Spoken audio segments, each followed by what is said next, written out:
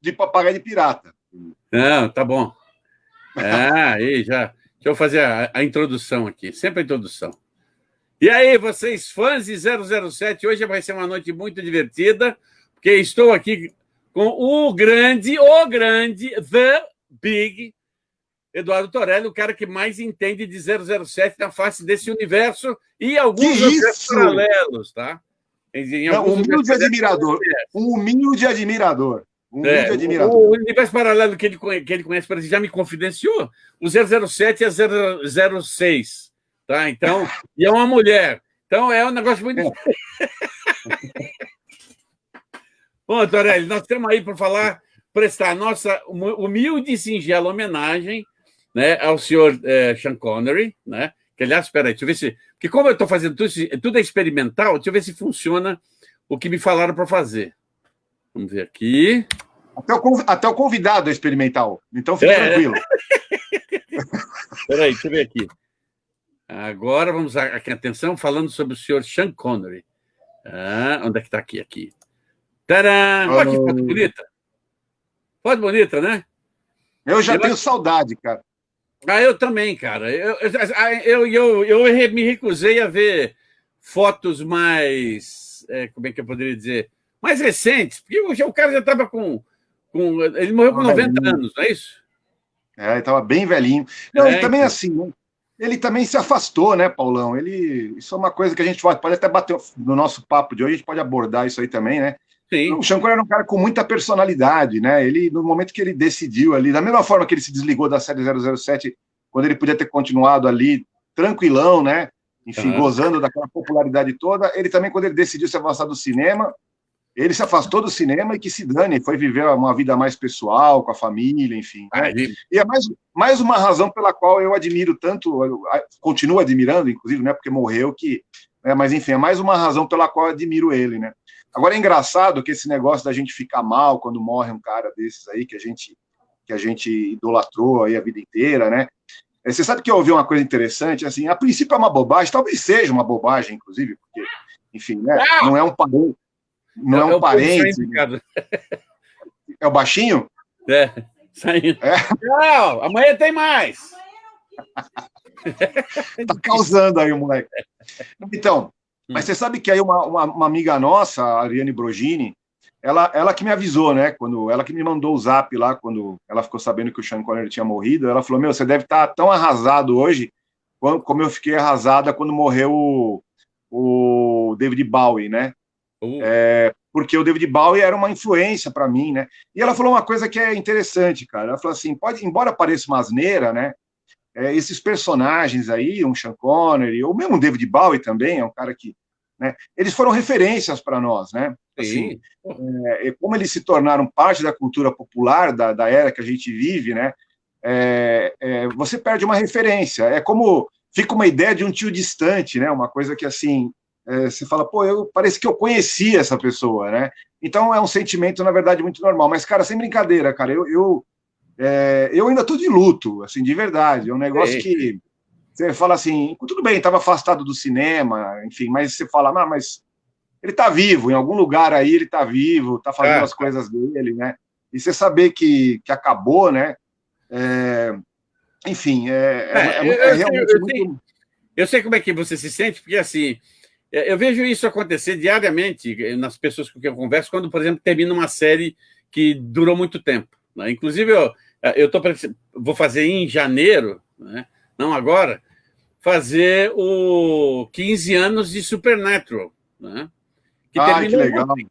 Depois de 15 anos, terminou ontem no Warner. E eu assisti tudo. É gozado, porque quando passa aqueles clipes relembrando episódios, eu paro e faço assim, mas não lembro de ter visto essa cena. É que tem muita coisa que aconteceu, não é que você não vai lembrar de tudo. E a fora que os caras eram bem mais novinhos. De perda, né? Que ele diz, puta, não vou mais conhecer, eu não vou mais encontrar com esses caras depois, né? Quando você termina um livro muito bom também, você sente isso, você sente a falta do livro, né? Verdade. Normal, quer dizer, mas por quê? Mas que bom, né? Que a gente teve essas coisas para curtir, né? A gente pode contar com essas pessoas para inspirar a gente, enfim, para E como você falou uma vez, você uma vez disse isso quando a gente estava falando sobre personagem de cinema. É, essas pessoas, por meio dos personagens que eles interpretaram, eu acho que elas também deram nortes morais para a gente, sabe? Assim, então, é um papel mitológico que elas cumprem hoje, né? O filme, o cinema hoje, e esses personagens, eles cumprem um papel mitológico, né? Antigamente você tinha lá o Teseu, você tinha, enfim, os personagens da mitologia. No mundo moderno são esses ícones da cultura popular, enfim, né? Ou da literatura. São os nossos nortes, né? E esse foi um grande norte, sem dúvida nenhuma, né? Além de ser um cara realmente admirável, pela simplicidade dele, né? O Sean Connery era um cara... Teve até um crítico, cara, não vou ter o nome dele de cabeça aqui, mas tinha essa frase estampada na contracapa de uma biografia do Sean Connery, que eu li há alguns anos, e um crítico que disse, assim, definiu assim, ele falou assim, só existem duas personalidades no cinema que não estão nem um pouco interessadas na fama. Uma delas é a Cadela Lessie e a outra é o Sean Connery, né? Porque ele era totalmente desencanado em relação a isso. Enfim. Talvez a gente até fale sobre isso agora na live. Inclusive, eu lembro de quando ele recebeu o prêmio do American Film Institute, o Andy Garcia foi lá fazer aquele discurso, né? Falando sobre ele, não sei o quê. E ele estava contando um detalhe do set dos Intocáveis, né? Que é o primeiro grande papel do Andy Garcia, e ele está lá meio inseguro naquela cena em que os caras estão dentro da cabana, e ele está assim meio inseguro e tal. Aí o Sean Connery fala assim, meu amigo, isso aqui não é o meu primeiro churrasco. E aí, como o primeiro churrasco, a primeira pergunta para você, qual foi o seu primeiro filme do 007? Foi o 007 contra Goldfinger. A memória da gente às vezes prega peças, né? Mas assim, eu tenho quase certeza que eu vi em 1979, só que eu achava, até muito pouco tempo atrás, e eu lembro que era 79, porque eu me lembro do dia seguinte na escola, cara, a loucura que foi aquilo ali, porque foi a estreia do filme na TV, né? Então, assim, cara, era o assunto, teve uma aula de educação física no dia seguinte, porque a gente estava todo mundo reunido ali na quadra de futebol, cara, era só 007, velho. E a professora era uma professora, a gente é uma professora de educação física. Professora de saco cheio, chega desse negócio aí, né? A molecada estava empolvorosa, porque para a minha geração, né, que, imagina, eu tinha 9 anos em 79, eu não vi os filmes do 007 no cinema, e muito menos li os livros, né? Então aquilo era uma tremenda novidade para a gente, né? Mesmo que já tivesse bem velho, né? Tivesse já fosse um negócio retrô naquela época, né? Mas foi o Goldfinger, né? E que eu acho que eu dei muita sorte, porque eu acho que é o filme quintessencial do James Bond. Eu acho que o Goldfinger é onde eles amadureceram a fórmula, né? E a partir dali, enfim, eles simplesmente deram continuidade ao que já tinha sido feito no Goldfinger, acrescentaram mais algumas coisas, sofisticaram um pouco mais, puseram mais dinheiro, enfim. Mas eu acho que vamos dizer assim, o tom definitivo do 007 foi atingido, a fórmula, né? Foi maturada no Goldfinger, né? Cara, é um filme maravilhoso. Até no dia que o Sean Connery morreu, eu muito melancolicamente revi o Goldfinger, né? E, cara, o filme é maravilhoso. Nós vamos falar de cada um deles com mais detalhes, mas eu quero falar, eu vou falar o que é o meu primeiro filme, claro. Né? Eu sou de um tempo em que tinha umas coisas muito estranhas acontecendo no cinema, e uma delas foi o Festival 007, onde eles passavam os 7 primeiros filmes, tá? Um por dia, em vários cinemas da cidade de São Paulo, vários. Só que, assim, o curioso, assim, enquanto o Dr. No era impróprio há 10 anos, o Serviço Secreto de Sua Majestade e você com 007 só se vive 2 vezes, era 14 anos. Eu tinha 14, então podia ir. Os outros eram todos 18 anos. Coisa bizarra. Nossa, cara. Tudo bem. 18, mas 18 anos? 18 anos, o próprio 18 anos. Então eu não esqueci chantagem atômica, nem nada. Bom, então eu fui ver assim, e a ligação que eu tenho com o 007 é que meu pai, exatamente em 68, ele traz para casa o disco do Thunderball, né? E eu e meu irmão debulhou aquela trilha sonora. Eu tenho aqui. Hã? O LP? O LP? O LP. Eu tenho aqui. Alguma caixa de casa, né?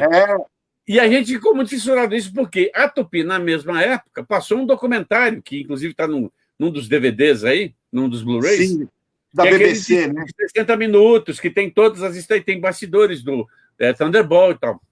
E eu estava louco para ver se qualquer coisa dele.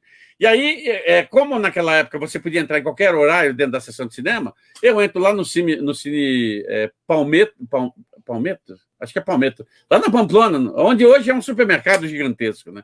Desci a pé toda, né? Chego lá, pago o ingresso, vou lá, mostro a minha carteirinha, que eu tenho 14 anos, 14 anos, né? E eu entro exatamente no início do confronto dele, da Little Lely, com os helicópteros, e tocando a música do tema original. Falei, putz, grilo. Aquilo me ficou tão... que essa foi minha homenagem ao Sean Connery quando ele faleceu. Eu assisti o filme de novo inteirinho. Você reviu? Revi inteirinho, legendado, porque passei legendado lá na época. Mas, assim, é um filme muito bom. Por isso que eu quero logo de cara a gente já discutir esta cena aqui, ó. Clássica, icônica. Maravilhosa essa cena. Porque ela, assim, na minha cabeça, primeiro que ela é icônica por quê? Porque ela já mostra quem é o cara, já mostra a música do cara e vê que ele daqui para frente ele só vai te intimidar. Né? Exatamente. Não, e tem uma parada legal, né? Que assim, na verdade, a revelação dele ela é gradual, né? Primeiro aparecem só as mãos dele, né? Ou seja, fica um mistério. Você sabe que que o filme vai te apresentar um indivíduo que é excepcional, né? No começo você só vê os movimentos das mãos, que ele está jogando carta, né? Ele fazendo aqueles movimentos precisos ali no jogo, né? E aí a revelação vem junto com o nome. Quando o rosto dele aparece pela primeira vez é quando ele fala Bond, James Bond, né? Então, uma coisa, eu acho que assim, o legal do Dr. No é que é um filme um pouco cru, né? Você assiste hoje, você vê, comparado aos 5 primeiros filmes que são com Sean Connery, né? Ele é um filme mais cru, né? Ele tem até parece que ele tem umas imperfeições técnicas ainda, assim, uma fotografia muito estourada. O próprio Sean Connery tem alguns momentos que ele não está muito dentro do personagem, mas, cara, é um filme que eles acertaram de primeira. Verdade. O Dr. No, se pensar que é um filme que custou $1 milhão, quer dizer, que não era uma fortuna, né? O que eles conseguiram fazer naquele filme, os cenários, por exemplo, são maravilhosos, né? Do Dr. No, né? Aquela sala de reunião do Dr. No que dá vista para o fundo do mar, o reator nuclear, enfim. Pô, eles fizeram tudo isso aí com uma milha, né? Enfim, então souberam, acredito eu, empregaram muito bem o dinheiro que eles tinham, né? O que passa, você sabe, pela contratação do Sean Connery, né? Que era um ator desconhecido e pouco conhecido, né? Já tinha feito algumas coisas, mas era um ator pouco conhecido. E o sonho do Ian Fleming era que um David Niven, um Cary Grant interpretasse o James Bond, né? Verdade. E a piada no set era que se eles pagassem o salário que o David Niven ia cobrar para fazer o James Bond, não ia sobrar dinheiro para fazer o filme, né? Porque, enfim, né? E você vê que no fim, como o que parecia que ia dar tudo errado, deu tudo certo, né? Porque né, foi o que revelou aí o Sean Connery para o mundo, né? Essa cena aí é o primeiro contato que o James Bond tem com o M, né? Que a gente quem descobre que o serviço secreto inglês tem uma chefia toda especial e tal, né? Que vem do tempo da guerra. Uma secretária, né? Apaixonada por ele também, né? Enfim, Moneypenny, sempre flertando com ele no começo dos filmes, né? Eu gostava muito do Ben Ali, porque o Ben Ali, ele era um tipo de ator para fazer esse papel, acho que foi escolhido o ideal, assim. É um cara seco, não gosta de piada, se surpreende quando alguém conta um caso diferente, como, por exemplo, quando o Bond, lá no Goldfinger, fica conversando com o cara, o secretário de Tesouro, sobre ouro, e aí ele fala, você gostou do Brand? Ah, sim, porque ele é feito por não sei o quê, papapá, e o Bernali sente o cheiro, como é que o cara com cheiro consegue identificar todas essas coisas, né? Mas isso era a característica legal dele, né? Você sabe que o Ian Fleming meio que se inspirou no Churchill, né, para criar o M, né? Então, assim, é por isso que acho que a escolha do Bernard Lee é mais feliz ainda, porque acho que ele tem um quê do Churchill, assim, né? A gravatinha borboleta, sempre, enfim, né? Eu gosto. E sabe que no passar bom, quando a gente chegar perto do passar do tempo, a gente vai falar sobre isso, porque É só para informar para todo mundo que está aqui, ó, minha amiga Fabiola está aqui, e ainda diz que, ó, 2 queridões, hein? Isso é bom, isso é bom. Que é o seguinte, nós vamos fazer outros 2 programas sobre os outros James Bonds, para aproveitar o gancho, né, que nós estamos falando de um assunto importante, e como o ano que vem vai ser o 25º, não, 22º, eu já perdi a conta.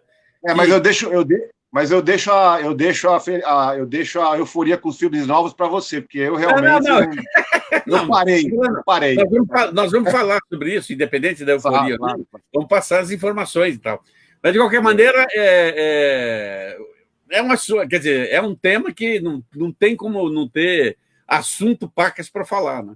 Que é o que eu vou falar, mas no outro programa sobre a relação do novo M com o Roger Moore. Tá? Mas eu vou contar lá. Aguarde. Agora, aí nós temos aqui a nossa primeira Bond Girl, né? Sueca ou dinamarquesa? Eu não lembro. Mulherão. Cara, eu acho que sueca. Sueca, né? Eu também não tenho muita certeza, não. Acho que sueca. E também, você sabe que ela entrou de brincadeira nesse negócio aí também, né? Ela recebeu o roteiro e ela disse que ela discutiu com os amigos. Falou, eu me convidaram para participar de um filme chamado Dr. No, né? E, cara, disse que todo mundo riu. Ele falou, vai ser divertido isso aí, vai ser engraçado. Porque, cara, tinha uma coisa assim, hoje a gente pensa que, assim, imagina, só tem que o Dr. No, o primeiro filme do James Bond, deve ter sido recebido com um tremendo impacto na época. Todo mundo... Não, era uma ideia muito arriscada você fazer um filme chamado Satânico Dr. No, né? Tinha um quê de filme B, assim, né? A ideia geral, etc. E ela mesma, ela disse depois que ela ficou chocada com o sucesso do filme, ela nem imaginava que isso ia acontecer. Ela falou assim, ó, eu pensei que eu ia lá, ia passar um tempo na Jamaica, ia fazer o filme, ia para casa e ninguém nem ia ver esse filme, sabe? Tipo assim, alguém vai assistir, mas não. E de repente o negócio estourou, né? Se bem que estourou de forma moderada, né? O 007 ele só realmente virou um fenômeno mundial, né? No Goldfinger, né? E mais ainda no Thunderball, porque você sabe que o ápice da Bondmania, né? Que foi aquela febre do 007 nos anos 60. Ele coincide com a chegada do Thunderball ao cinema, do Chantagem Atômica. Por quê? Porque o Goldfinger criou uma enorme expectativa, né? Então, assim, quando chegou o Thunderball, o mundo estava totalmente imerso nesse negócio de James Bond, né? Então tinha calma. Brinquedos, né? Calma. Não, mas só para dizer assim que apesar de tudo isso, isso relacionado um pouco à temeridade que as pessoas tinham de se envolver com esse projeto. Não era um projeto que parecia que ia fazer sucesso. Eles pensaram que estavam fazendo um filme B, né? Enfim, o diretor acreditava. Né? Agora, o divertido dessa história deve ter sido a Ursula Andress, 4 anos depois, ser convidada para fazer um outro filme do James Bond que não era do James Bond, né? Que é o Cassino Royale. Sim, Cassino Royale, aliás, está cheio de elementos do James Bond ali. Tem alguns tem um ator também que fez um vilão secundário do Moscou contra 007. Aquele filme é meio cafajeste, na verdade, né? Aquilo ali foi uma coisa. Eu gosto, tá? Eu adoro o Cassino Royale, a comédia. Eu acho mas é um filme, mas é meio cafajeste, né? O cara, o Charles Feldman tinha os direitos, era o único livro que eles não podiam adaptar, né? Porque já tinha, você sabe essa história aí, né? Já tinha sido vendido em 54. O direito de adaptação tinha sido vendido para uma emissora de televisão que fez um especial, né? Horrível. Um programa de televisão. E aí um tal de Barry Nelson que fez o primeiro James Bond, né? Sim. Enfim, então... Não é primeiro James Bond, não, tá? É primeiro Jimmy Bond. Não, sim, mas era, né? Tecnicamente, ele foi o primeiro. Até o próprio Sean Connery falou uma vez num programa nesse programa de entrevista, ele falou assim, não, incrivelmente foi um americano, né, que fez o primeiro James Bond, né? Enfim, então, mas como esse cara tinha os direitos, o Charles Feldman, e ele estava mais querendo lucrar em cima do 007, então ele deu uma de cafajeste, ele pegou tudo que ele pôde achar lá de material usado nos filmes anteriores e colocou no Cassino Royale e ainda fez uma sátira, né, em cima do Fabiola, meu James Bond favorito. Agora, acho que é o nosso, viu? Acho que é o nosso. Eu adoro muito algumas coisas que acontecem no...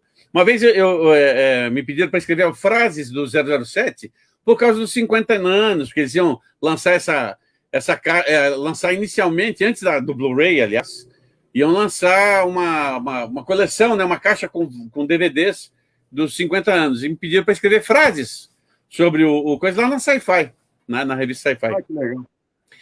E eu nunca esqueço duas frases, né? Uma delas, o Ricardo Rigotti sempre enunciava na minha orelha, né? Que era o seguinte: $1 million, Mr. Bond. E quando ele está admirando aquele aquário gigantesco na frente dele, e Dr. No, aparece pela primeira vez dizendo: custou $1 milhão para fazer essa porra. E a outra é exatamente dessa cena, né? Dessa cena. Porque uma das coisas da personalidade do James Bond é o seguinte: ele não se intimidava com ninguém. Né? Pelo menos assim, para eu, na hora que ele senta na frente do coisa, e o vilão está sendo o bom e tradicional vilão, ou seja, tratando o antagonista de forma cortês, gentil, o herói é o oposto. E a frase dele é maravilhosa, assim: nossa, dominação do mundo.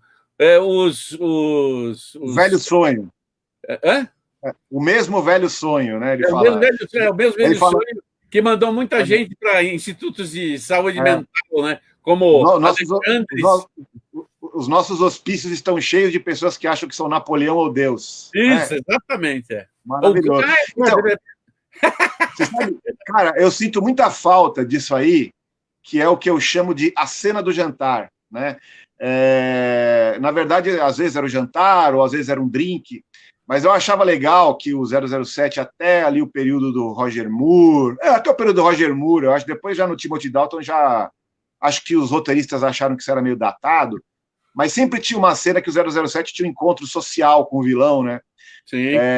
E é maravilhoso, essas cenas são maravilhosas, porque assim, cara, assim, por um lado, eles estão trocando amabilidades, né, numa mesa, ou numa mesa de jogo, ou num bar, mas no fundo tem uma animosidade entre eles ali, que você vê que um quer matar o outro, né, cara? Assim, mas eles não perdem a cordialidade naquele primeiro momento, né?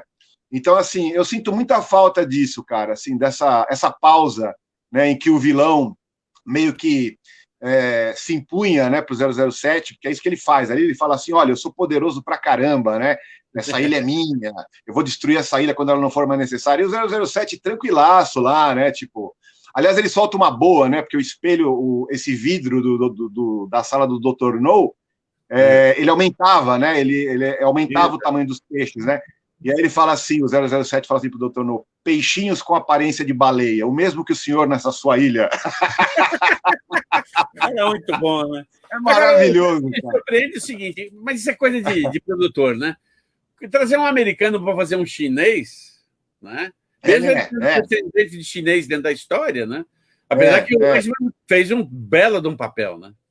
Ele tá ótimo. E é um vilão que tem uma participação restrita, né? Isso no livro também era assim. Às vezes o Ian Fleming fazia isso, ele escondia o vilão. Normalmente o vilão aparece ao longo de toda a narrativa, ele é um personagem tão importante quanto o 007. Mas o Dr. No, e em alguns livros sobre a Spectre também, ou que nem os do Blofeld, o vilão fica meio escondido, né? E ele só aparece no fim, né? O Dr. No, né? Mas é marcante, né? Porque eu me lembro que quando apareceu o Dr. No, eu fiquei impressionado também, quando eu vi a primeira vez, por causa da mão de metal, né? E, enfim, ele perdeu a mão. Ele amassa o coisa lá, o adorno da mesa, enfim. Tá ótimo também, né? O Joseph Wiseman. Tá ótimo. É verdade. Agora, vamos falar sobre Moscou contra 007, porque por exemplo, eu lembro de uma das coisas que sempre me chamou a atenção. Quando eu via o documentário, quando eu era moleque, ele sempre ganhava uma coisa do departamento Q, né? Falei, uma arminha. E ele ganha uma arminha, né? Que é uma Walter PPK, né? Mas não tinha isso no Dr. No. Foi introduzido só no Moscou contra 007, né?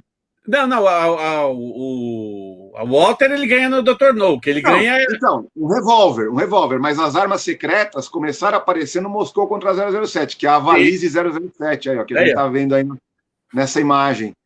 Né? Essa Valise aí virou um ícone nos anos 60, né? Ela virou, inclusive, a pasta James Bond, né? Era o nome era como se referia, né? Você ia numa loja... Valise 007. Você tem aí a valise? Valise 007, Você sabe que é engraçado você falar isso, porque quando teve o lançamento, acho que na segunda temporada do 24 Horas, o pessoal da Fox organizou um evento para jornalista e tal, e deu uma valise dessa para todo mundo. Eu falei, o que isso tem a ver com o Jack Bauer? O Jack Bauer, ele usa um 45 bem ajeitado para distribuir bolacha, não uma valise, né? Não tem nada de valise. Mas tudo bem. Acho que entrou outra estação, né? Eu usei durante bastante tempo. O problema é que esse tipo de valise não é para nós, que ficamos carregando tranqueiro o tempo todo, né? Exatamente. Eu levo minhas coisas numa sacola de jeans, assim, meio hippie. É a minha valise James Bond, né? Não, agora estou usando mochila, porque às vezes eu tenho que sair com o computador, né? Então, apesar já que leva tudo lá. Pelo meu tamanho, as mochilas que eu tenho, dá a impressão que eu estou usando uma pochete nas costas, mas tudo bem. Tudo bem, estou acostumado. Deixa eu... Aqui, o é importante... Daniela Bianchi, essa moça é linda. É italiana, né? Italiana. Porque linda, uma Bond Girl... E uma Bond Girl importante também, viu, cara? Ela é uma Bond Girl que tinha... Quer dizer, a Ursula Andrews, ela era, assim, meio que uma top model no filme, né? Ela fazia a linha meio bobinha. Não, isso não foi maldade do filme. A personagem no livro, ela tinha... Ela era quase uma adolescente no livro. Então... Agora, essa personagem é muito interessante, porque ela já tinha mais densidade, já tinha uma personalidade, né? Ela fica dividida entre seguir o plano de execução do 007, que é o plot desse filme, né? A Spectre cria uma intriga para jogar os ingleses contra os russos, então ela acha que ela está trabalhando, na verdade, para os russos, quando, na verdade, não é. A Spectre que engendrou o negócio. E aí ela fica dividida, é uma personagem... 1000 vezes mais elaborada do que a Honey Rider, né? Que é a personagem da Ursula Andrews, do Dr. No, né? E linda, né? Essa fitinha no pescoço dela é puro fetiche. Desculpa se isso aí não é adequado para o horário, mas eu tive fantasias com essa fitinha dela aí, com essa... Você sabe que essa cena aí na televisão passava toda cortada, né? Essa cena... Eu tenho gravado de 85, depois não, depois...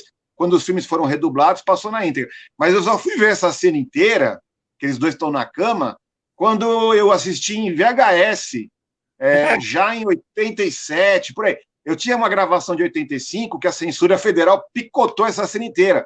Essa cena e a cena da luta no trem, do Grant, né? Que eles acabaram com a cena, né? Eu sei porque quando eu trabalhava na Tupi, eles iam passar o segundo filme, né? Segundo filme, acho que, quer dizer, o Moscou contra 007, e eu posso estar enganado, mas deve ter sido mais ou menos entre 77 e 78, porque eu lembro que eu já estava na faculdade e assisti na casa da então namorada. E eu falei, mas peraí, e eu já tinha visto o filme, tá? No litoral, porque às vezes você ia para o litoral, Praia Grande, sim, então tinha que ter pro cinema, e você conseguia assistir filme que era 18 anos, mas esse aí.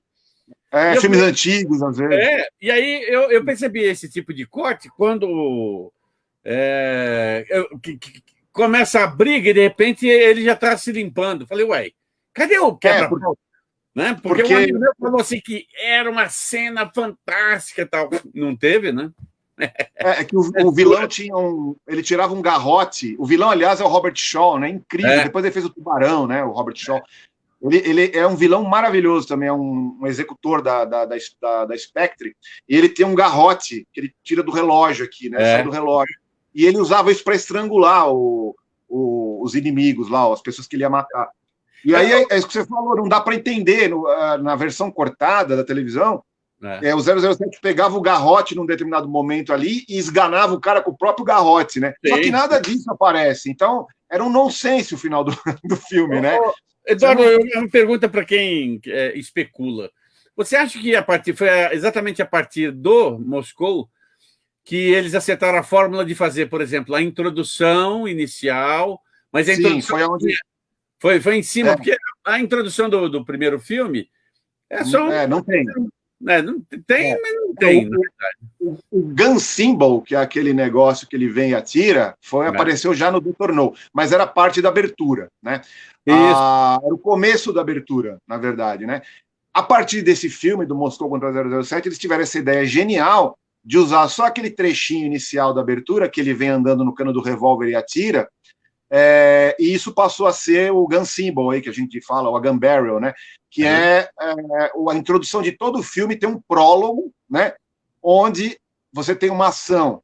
Nesse caso aí, ela está ligada ao resto do filme, mas às vezes também não está. No Goldfinger é uma missão aleatória. Mas aquele é um teaserzinho antes da abertura para te apresentar, digamos assim, para quem ainda não conhece, se é que isso é possível, mas para te apresentar o 007, né? Que ele é um cara foda. E geralmente todas as aberturas são maravilhosas, né? As aberturas, os prólogos, né? São maravilhosas. Foi o primeiro filme que fez isso. Exatamente, o primeiro filme a usar esse recurso. Só que ainda só no Goldfinger. Bom, peraí, antes de continuar, porque eu gosto dessas coisas, porque essas coisas sempre deixam a gente. Eu queria falar sobre o Pedro Amendário. É maravilhoso. Não é? Maravilhoso, maravilhoso, cara. Você sabe que ele estava doente, né? Quando ele estava fazendo o filme, ele estava com câncer. É o que me chamou a atenção, porque na época dos documentários, quando começaram a lançar os DVDs, a Fox começou a lançar os DVDs, tinha os documentários feitos pela BBC, né? Aqueles de 30 minutos, né? Sim. E quando eu soube da história do Armendáriz, eu fiquei chocado, porque eu conheci ele de outros filmes, ele sempre fazendo vilão mexicano, né? De repente ele faz um papel extremamente sofisticado, de um cara, de um turco, né? Espião de primeira categoria. E quando fala... Darko Kerim. Hã? Darko Kerim, o nome do personagem. Quando eu no documentário fala que ele abandonou as filmagens, foi se tratar e voltou para fazer o encerramento, que é a parte do trem, eu falei, meu Deus, que impressionante. E o super homenageado depois, né? Você vê no filme, no Moscou contra 007, que em várias cenas que ele tem que correr, por exemplo, quando eles colocam a bomba no consulado russo, daí eles escapam pelo subterrâneo, você vê que ele está quase mancando ali, ele corre esquisito. Era dor, cara. Dor. Estava num ponto que nem morfina mais. Coitado. Mas incrível, né? Que ator é esse, né? Que dedicação é essa, né? Agora, puta, adoro o Robert Shaw. Meu momento de fã, tá? Maravilhoso. Narrar essa cena, porque merece atenção, porque eu nunca tinha prestado atenção, porque quando você assiste dublado, ou pelo menos para mim, eu fico tão fascinado com a cena em si, que esqueço às vezes o que o cara está falando, porque eu já tinha assistido, então você oblitera da cabeça o desenvolvimento, mas é uma cena de um impacto filho da mãe, porque o James Bond está ali, com a mão no bolso, ajoelhado, está na frente dele um dos melhores assassinos que enganou ele durante o trajeto inteiro.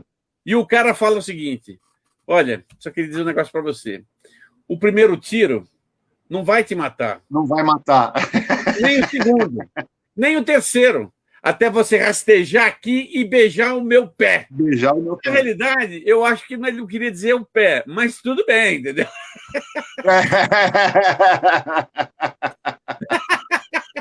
Cara, é maravilhoso. Você sabe que no livro, no romance, o filme, né, ele é descrito, esse personagem, como, assim, o livro diz que ele passava a impressão de um réptil. Cara, e o Robert Shaw consegue esse efeito, porque ele é repulsivo, esse personagem, ele é esquisito. Engraçado, ele era um cara bonitão, né? Mas, assim, ele é tão ameaçador que você sente que tem... E outro, ele era louco, né? O personagem no livro, ele era maluco. Patrícia, beijo. Então, ele era completamente louco. E no livro, inclusive, cara, o Ian Fleming tinha umas ideias maravilhosas. Ele é um psicopata que, em noite de lua cheia, ele fica incrivelmente violento. Então, é tipo um lobisomem, né? Assim, basicamente a ideia de um lobisomem, né? Os livros tinham umas sacadas, cara, assim, enfim. É isso que eu falo, os livros são tão legais quanto os filmes. As pessoas, infelizmente, não chegam no ponto de ir ler os livros, né? Elas se contentam com os filmes. Mas, enfim, e essa atitude de louco do cara, ele consegue comunicar isso perfeitamente no filme, o Robert Shaw.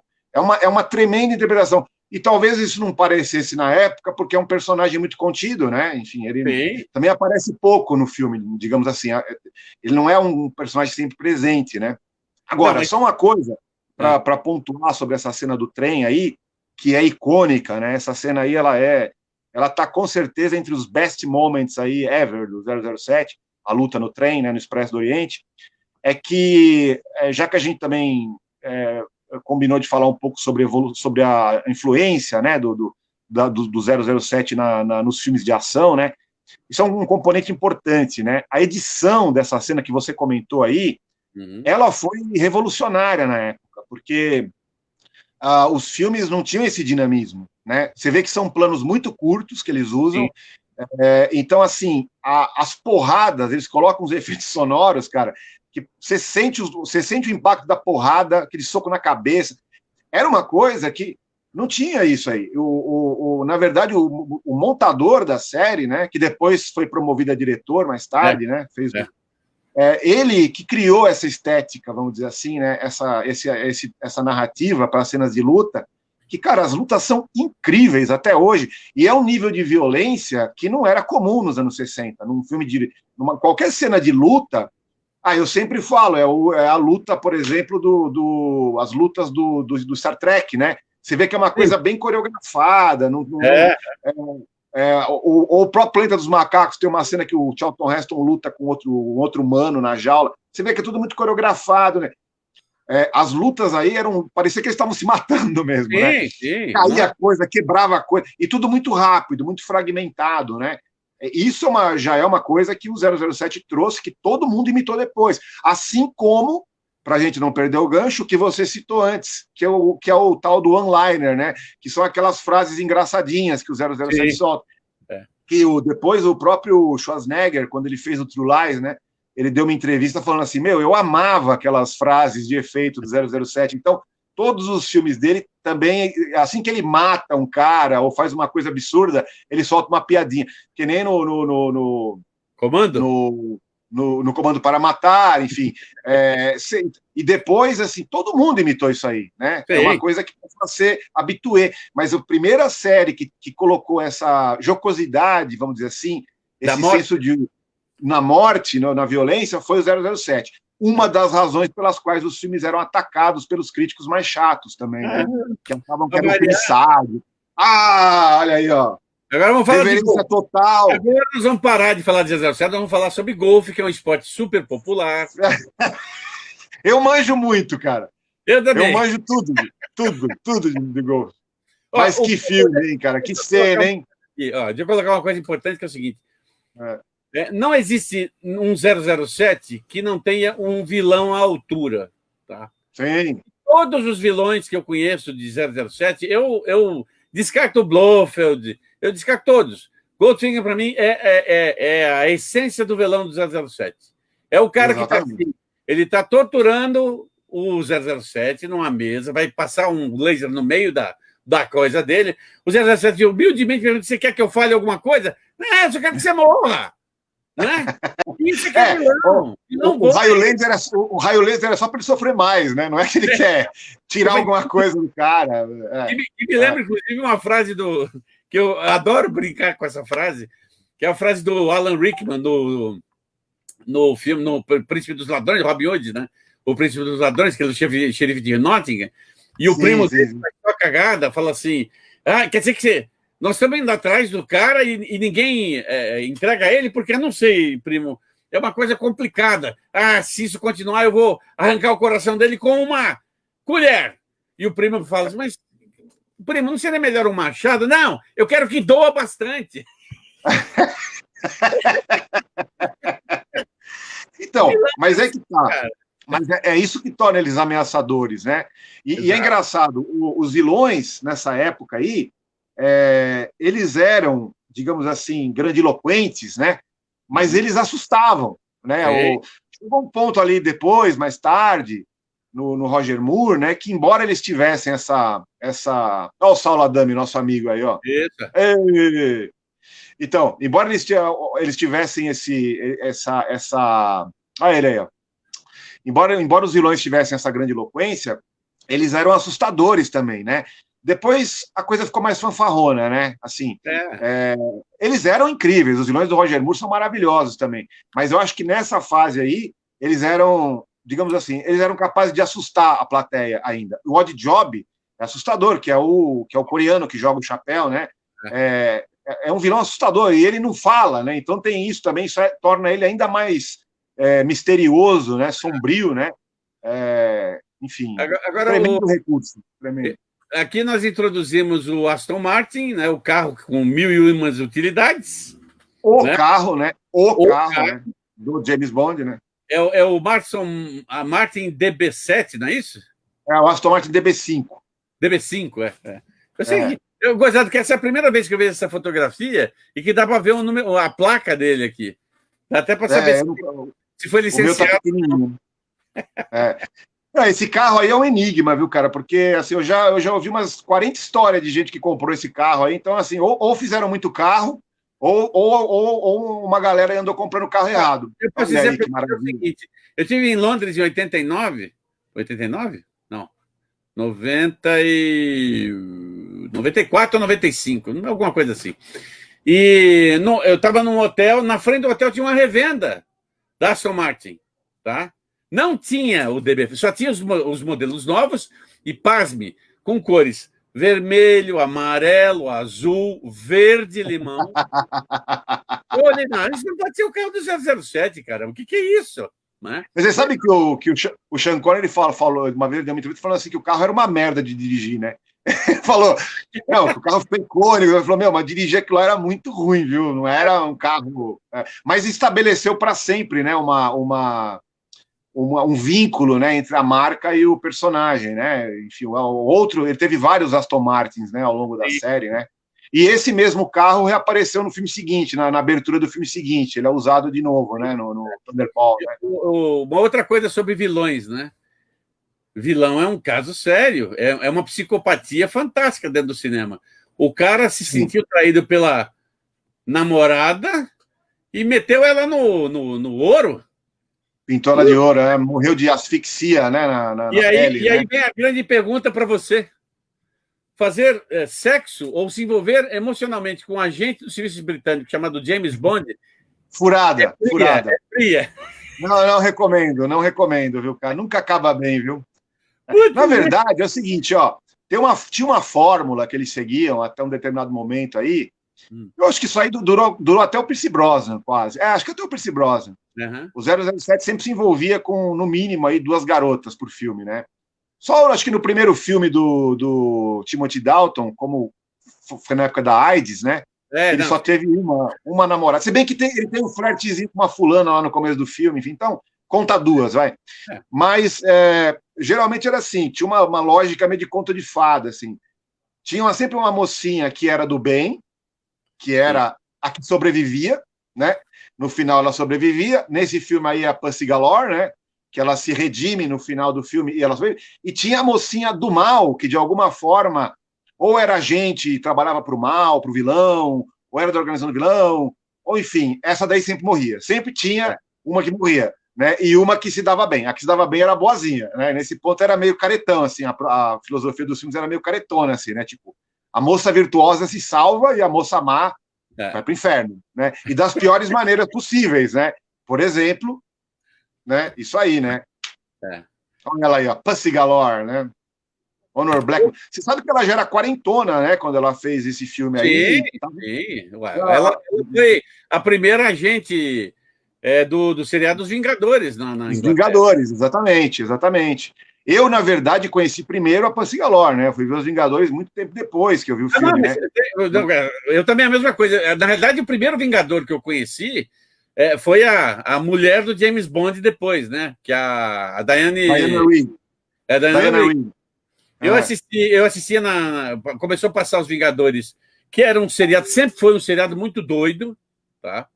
Vamos deixar isso claro para quem está assistindo, é um seriado muito doido, porque ele misturava ficção científica com espionagem, às vezes um passando em cima da cabeça do outro. Para você entender o que eu estou dizendo, felizmente a Amazon trouxe 2 temporadas Não, tem 3 temporadas dos Vingadores. Tem a temporada 4 e a 5 com a Diana Rigg, a temporada 4 é preto e branco, assim, já colorido, e a 6ª já com a outra menina, que eu não lembro o nome dela agora, também não tem... Mas, assim, eu já tinha visto ela, né? Mas nunca assisti a Honor. Eu acho que foi quando eu assisti um seriado, uma comédia, uma versão, sabe aquela comédia do Tony Danza, Who's the Boss? Não, não vi. Essa é a comédia dos anos 80, né? Que ele é um ex-jogador de beisebol que vai trabalhar como zelador, digamos assim, na casa de uma executiva que mora com a mãe e com a filha, com o filho menor. E ele vai com a filha, né? E eles acabam tendo, né, aquelas tensões sexuais, etc, etc. Essa série foi exportada para vários países. E na Inglaterra, a Honor Blackman fazia exatamente a mãe da personagem principal. Foi quando eu falei, eu conheço ela era Pussy Galore e tal. Eu fui pesquisar e vi. No YouTube tem vários episódios dela como nos Vingadores. Então. E a Diana Rigg eu caí para trás aí no Game of Thrones, né? Um belo dia, Game of Thrones, a Diana Rigg, lá falei, não. Are you kidding me? Olha, essa cena é maravilhosa também, cara. Esse cinturão aí, ó. Cinturão voador, né? Eu estava assistindo... quando você falou daquele programa de entrevistas que o Sean Connery fez, eu não lembro se foi com... Eu não lembro, acho que foi com o Johnny... Como é que é o nome? Tonight Show com Johnny... Bom, o Tonight Show. Que ele aparece no programa em 70 e poucos. Ele desce no negócio, não é? Com esse cinturão, né? Desce. Eu vi. 10 ou 15 anos depois, ele vai no mesmo programa e o apresentador pergunta para ele, e aí? Nossa, aquilo lá foi divertido, mas olha, me apertava o saco. A gente pode fazer, o cara tinha o saco grande, né? Então, agora sim, né? É engraçado que é maravilhoso essa arma secreta, é maravilhosa, mas assim, é meio nonsense, né? Ele usa isso aí para fugir do chateau, lá onde tem a briga no começo do filme, né? Cara, ele voa 10 metros, é um negócio meio assim, se ele pulasse a mureta ali, fosse a pé, era quase o mesmo tempo, né? Mas enfim, né? Eu achei... É style. Não, e outra coisa, se você parar para analisar o filme friamente, esse é o filme mais longo e, assim, alguns pontos chatos do 007, para mim, na minha opinião. Né? Porque é um filme pesado. Ele tem sequências de ação do cacete, mas assim, tem um monte de ação, aí depois dá uma parada, e aí aquilo que você imaginava que resolveu, não resolve, volta de novo. Mas tudo bem, esse aqui é o filme que eu escutei a trilha sonora 800 mil vezes em LP, né? Aliás, a trilha é fantástica, cara. Tem uma versão do tema de James Bond no início do filme, que é essa cena do chateau aí, que eles brigam. Sensacional essa versão, cara. Maravilhoso o filme. Mas eu concordo. Eu acho, primeiro que ele é muito longo, né? Ele é um filme longo, né? Demais. A Pauline Kael, a crítica de cinema, ela na crítica dela, ela pontuou assim, ela falou, tem muito balé submarino pro meu gosto, porque tem várias cenas que são embaixo d'água, né? É verdade. E é isso que incomoda, falta a refilmagem também está esticada, mas a gente vai falar isso daqui a pouco. Continue. Não, pelo menos o Adolfo Celli, vilão, né? Adolfo Celli. Quando ele fala assim, aí vou I. E ele fala, o 007 fala assim, acho que eu vi um espectro no seu ombro, né? O espectro da derrota, né? Porque ele não sabia que o... E como é que era o nome da menina ali? Também outra italiana? Cara, puta vida, cara. Eu tô chegando numa idade que eu preciso do Google, cara, pra... 100%, eu não certo isso. Peraí, cara. Bianca alguma coisa? Não. Daniela Bianchi é do Moscou contra 007. Putz, grila, cara. Peraí, não, eu vejo aqui. Thunderball. Claudine Auger. Claudine Auger. Isso. Linda. Inclusive, cara, tem uma história aí, um papinho, que o Sean Connery e ela tiveram uma fé? Um lance lá, durante as filmagens, assim. Embora não fosse muito o perfil dele, tá? Ele era casado com a Diane Chaileto na época, né? Ele não era um cara muito... Apesar de toda essa fama aí do 007 de Garanhão, ele era um cara bem sossegado, ele não tinha muito isso aí, mas parece que houve aí uma química aí, rolou alguma coisa aí nos bastidores aí com a Claudine Auger, que é linda essa mulher, cara, maravilhosa. Pra você, qual que é a melhor cena desse filme? Ou a cena mais diferente? Então, eu gosto muito de uma outra personagem que ela é linda, mas eu gosto muito das cenas com uma outra personagem que é uma assassina da Spectre, Sim, que sim. é a Fiona. Fiona. Todas as cenas com ela são ótimas, cara, todas. E a cena que ela morre, que o 007 tá dançando com ela, É. e aí ele vê os caras vão atirar nele, né, numa festa que tá tendo num bar de calypso lá na Jamaica, e ele tá lá dançando com ela e assim, os cúmplices dela vão atirar nele. Então ele vê a arma saindo assim de uma cortina atrás da banda que tá tocando, né? O cara tá só esperando ele entrar na mira. Na hora que o cara atira, ele vira ela assim e usa ela como escudo, né? E a bala parece que passa quase no meio dos dedos dele. Eu lembro que meu pai falava assim: puta merda, passou no meio, no meio dos dedos dele a bala, né? Meu pai tirava um barato, cara. Meu pai gostava, ele falava assim: é muito forçado, né, cara? 007 tem umas coisas muito forçadas, né? Enfim. Sabe que você falou uma coisa interessante, né? Eu sempre ouvi falar, né? E assim, não, pelo amor de Deus, é um exagero isso aqui. Mas peraí, nós estamos falando de 007. Se você não gosta de exagero, você vai assistir um outro filme, né? Pô, pelo amor de Deus. Para mim, a melhor cena dele é quando ela tá na banheira, ele entra do sapato. Ele fala assim: me pega alguma coisa para eu vestir. Ele pega e dá o sapato. É maravilhoso. Fica sentado, né? E fica esperando ela sair da banheira, né? Ele fica esperando ela sair da banheira, né? E, se eu não me engano, é essa foto aqui, ó. Não, opa, não. Eu tinha uma foto que tinha ele sentado na banheira. Agora, é interessante porque tudo começa com ele fazendo... como é que é? Passando uma temporada no spa, né? Numa clínica de desintoxicação, na verdade. Eu não lembro se o filme deixa isso claro, mas no livro, o 007 bebia e fumava tanto que chega uma hora que esse episódio aí é porque ele é mandado para uma clínica de desintoxicação. No filme, acho que não fica muito claro isso, cara, por que ele está lá, né? Eu não sei se ele já estava lá quando... Chama Scrublands. Bom, teremos que assistir outra vez, que triste, né? Teremos que assistir outra vez. E aí é uma coincidência, né? Porque os caras da Spectre, o cara que vai assumir o lugar do piloto para roubar o avião com as bombas atômicas está justamente nessa clínica, né? Exatamente. E aí, vamos falar sobre a Lironelli. Maravilhoso também, filmaço. Se bem que esse foi o primeiro filme que a trama é praticamente desconectada de qualquer coisa do livro. Existe um livro, até o Thunderball, até o Chantagem Atômica, embora os filmes inventassem muita coisa, acrescentassem coisas novas, as tramas eram basicamente as mesmas dos livros correspondentes, tá? Esse filme ele é uma completa invenção, a história. Foi o Roald Dahl que escreveu, que acho que é o cara que fez o argumento da Fantástica Fábrica de Chocolates também. Tá. E ele era amigo do Ian Fleming, o que é curioso, né? Quer dizer, ele foi muito criticado, justamente porque ele falou: mas você não usou nada do livro, né? Porque essa trama desse filme é basicamente assim: a Spectre ela começa, ela monta uma base, né, de foguete dentro de um vulcão no Japão, e aí ela dispara um foguete que vai e volta como se fosse um ônibus espacial, e esse foguete deles intercepta naves americanas e russas. E a ideia é provocar a guerra nuclear, né? Ou uma guerra entre as duas potências, né? E sugere que quem está por trás é a China Vermelha, né? Aliás, sugere bem claramente que aparecem uns chineses lá conversando com o Blofeld dentro do vulcão, né?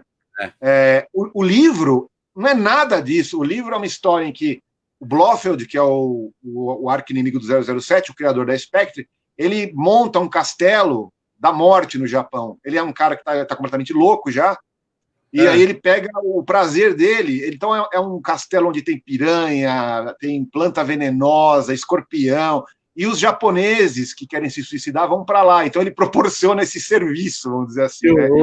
Então é uma trama meio assim, bem contida, né? Não tem nada de espetacular, né? Eu acredito que eles fizeram toda essa mudança porque, como eles começaram a adaptar os livros a partir dos mais absurdos, que já eram os últimos, né? Essa maquiagem ficou horrorosa de japonês, cara. Isso é uma coisa que é vergonhosa. A sobrancelha dele assim, é tão japonês quanto eu sou japonês. É um negócio, né? Enfim, mas assim, apesar dessas coisas, cara, eu amo esse filme, cara. Eu acho que é um filme. Ele é pura fantasia, cara. Ele é a melhor definição de fantasia no cinema que você pode encontrar no mesmo filme, cara. Assim, tem sequências maravilhosas, tem a fotografia do filme é linda, a música tema, que é a Nancy Sinatra que canta, é uma das minhas prediletas, essa Agora, música. Eu gosto muito dessas histórias que você acaba descobrindo por acidente vendo os documentários e tal. Essa atriz japonesa que está aí, ela não falava nada de inglês e estava com uma dificuldade muito grande de falar inglês. Né? Enquanto que a outra não, a outra que inclusive eu gostava mais, e essa é aquela. Essa é a Mai Hama, né? A Mai Hama, né? A outra acho que é a Kiko Kobayashi. Isso, a Kiko Kobayashi falou que o produtor foi lá conversar, infelizmente nós vamos ter que trocar você e tal. Ah, então tudo bem, eu vou me matar. Porra, por que não conseguiu fazer o filme? Calma, minha filha. Não, foi o Tetsuro Tamba, que faz o aliado do 007 do Japão, que era japonês também, que foi falar pro Lewis Gilbert, pro diretor. Ele falou assim, ó, e ele falou naquele tom calmo, assim, de japonês, falou assim, olha, só para te avisar, tá? Ela vai se suicidar. Aí o Lewis Gilbert assim, não, pelo amor de Deus, a gente troca, né? A gente faz... Eu vi um filme com ele, um filme japonês daquela coleção de samurais, que ele é muito bom. Ele é bom. Sai do Tanaka. Tudo. Puta, cara, eu tô no meio de uma live aqui, não dá para falar agora. Falou? Mas fica tranquilo que vai ter. Tá? Falou? Convida o cara aí, ele entra com a gente. Fazer live é um negócio divertido, com a janela aberta é mais ainda. Você sabe que um dia eu aqui escutando música, né? Tô escutando e de repente começou a tocar With or Without do YouTube, né? E eu comecei a cantar, vai. Aí passou um cara lá fora e falou assim: cara, essa música é muito boa! É o clima de pandemia, as pessoas estão querendo fazer contato, sabe? Querendo socializar. Né? Agora, fecha a janela, fala, sai daqui. Eu quero te mostrar essa cena aqui, para mim é uma das cenas mais interessantes que eu jamais tinha sacado, a não ser quando eu vi o documentário, tá? E os caras comentam a cena, e aí eu peguei o DVD e assisti, falei, mas é exatamente o que acontece. Quando ele está discutindo sobre o que vai acontecer com o foguete, que não sei o quê, o gato quer sair dali, e o gato fica tentando sair, e o Donald Pleasence, que, Donald Pleasence, na minha opinião, é o melhor Blofeld de todos. O melhor. E não era para ser ele, era para ser outro ator, era um ator sueco. O cara tem até umas fotos num livro meu de referência que ele tá com a túnica do cara de barba, assim, mas, muito melhor esse personagem. Nossa, o Pleasant tá muito maravilhoso. Olha que interessante, ele fez jus ao papel, ao tipo de vilão, etc., que é o tipo de vilão que eu adoro. Quer dizer, olha, você falhou comigo e eu vou te matar. E ele mata. Ponto final. A menina correndo lá porque transou com o 007, esqueceu de matar ele enquanto estava transando, certo? Joga ela para as piranhas. Aquilo maravilhosa essa cena, cara. Maravilhosa. Aproveitando o embalo, ainda tem o complemento da frase do 007 quando luta contra aquele gigantão, diz assim, bon appetit. Bon appetit. Quando as piranhas vão comer ele, né? Bon appetit. Essa cena do gato tentando escapar enquanto os caras estavam rodando, você imagina como é que deve ter sido aquilo na hora. O cara repetiu 2, 3 vezes, agora vai... E aí, de repente, o gato tem um surto. Aliás, cara, é a primeira vez que apareceu o rosto do Blofeld, né? Porque até então, em todos os filmes anteriores, isso foi muito uma sacada muito boa deles, só aparecia as mãos do Blofeld acariciando o gato. E depois o Austin Powers lá zoou a beça, isso aí tudo, né? Mas foi legal, porque eles mantiveram um suspense, né? Ao longo dos primeiros filmes, né? Ninguém sabia como era a cara do Blofeld. Inclusive no Moscou contra 007, se você olhar os créditos, você vai ver assim, ó, aparece lá o nome de todos os personagens e atores. Quando chega no Blofeld, tem uma interrogação. Não aparecia nunca quem era o ator. Que é um recurso do Frankenstein de 31. Tem isso também, se eu não me engano.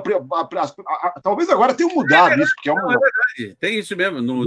The Monster era uma interrogação, assim, não aparecia o nome do Boris Karloff, né? Exatamente. Acho que só no final, porque o Frankenstein Não é, no Frankenstein tinha os créditos no começo e no final do filme. Não. Né? Então, era uma interrogação. Eles fizeram a mesma coisa com Blofeld durante 4 filmes, né? E aí, finalmente, no 5º, revelaram. Cara, eu me lembro que eu vi esse filme quando ele estreou na TV. Eu não tinha videocassete em 84, né? Então eu esperava passar o 007 na televisão, né? Uhum. E, cara, eu tomei um susto a hora que aparece a cara dele, porque a cicatriz é horrorosa, a maquiagem é muito boa, né? Ele tem uma cicatriz que é uma membrana, na verdade, que cobre uma parte do olho aqui e vira um talho na cara, né? E ele acabaram usando isso no Blofeld, né? No Spectre aí, né? Nos últimos filmes. Enfim, mas daquele jeito mesmo que a gente já conversou, né? Tudo meio forçado, né? Agora, só uma curiosidade: o que é estranho é que aí nos outros filmes o Blofeld vai mudando, né? Cada hora ele não tinha mais uma cicatriz depois, enfim, né? Enfim, mas a continuidade não era assim, né? Uma Brastemp, né? Mas continuidade não. E aí eles montavam, bom. Tem certas coisas que eu não consigo entender em Hollywood, né? Por exemplo, no A Ira de Khan, Jornal da Estrela da Ira de Khan, né? Você tem lá a antiga namorada do Kirk com o filho do Kirk adulto. Aí no 3º filme ela desaparece. Some. E não explica. Sabe o que me parece? Espreguiça. Não, nós não conseguimos negociar com a atriz, então vai ficar sem. Não, mas peraí, explica para o pessoal o que aconteceu, né? No final, eu também. Minha mãe resolveu não fazer mais trabalho e foi embora. Alguma coisa assim. Mas... Bom. Inventa, né? Alguma coisa. É verdade. Eu queria falar sobre. Só para fechar uma das coisas que sempre me impressionou nesse filme era o trabalho. Quer dizer, nesse filme específico, né? É a caverna do vulcão, né? O cenário do vulcão. Porque era muito comum você pegar esses cenários gigantescos. Por exemplo, o Dr. No é uma coisa que você resolve num ginásio de esporte, né? Pelo tamanho. Sim. Gigantesca. Aí eu vi no documentário do Ken Adams falando que ele gastou exatamente o orçamento, quer dizer, um pouco mais do orçamento do primeiro filme, fazendo o Dr. No, só no cenário.